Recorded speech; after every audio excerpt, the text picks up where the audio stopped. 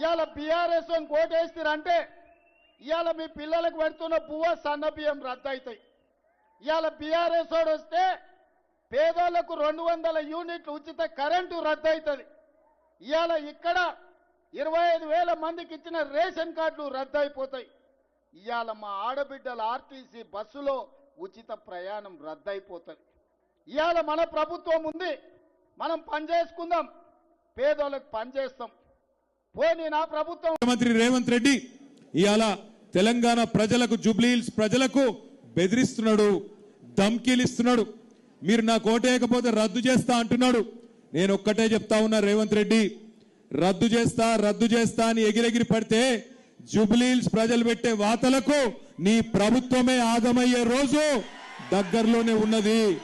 యాది పెట్టుకో. ఇదేమి ఏడి తెలంగాణ, గుడ్డి తెలంగాణ కాదు, చైతన్యవంతమైన తెలంగాణ. నీలాంటి వాళ్ళను చాలా మందిని చూసినాం గతంలో కూడా. ఎగిరెగిరి పడ్డోళ్ళు ఇదే మట్టిలో కలిసిపోయిన వాళ్ళు చాలా మంది ఉన్నారు. ఒక్కసారి గుర్తుపెట్టుకో, ఎంతో మంది నియంతలు, ఎంతో మంది మిడిసిపడ్డ నాయకులను అల్టిమేట్ గా ప్రజాస్వామ్యంలో ప్రజలే వాళ్ళు తల దించుకునే విధంగా, తల వంచుకునే విధంగా, తగ్గి మాట్లాడే విధంగా బుద్ధి చెప్పిన చరిత్ర ఈ తెలంగాణ గడ్డకున్నది. ఆలోచించుకో.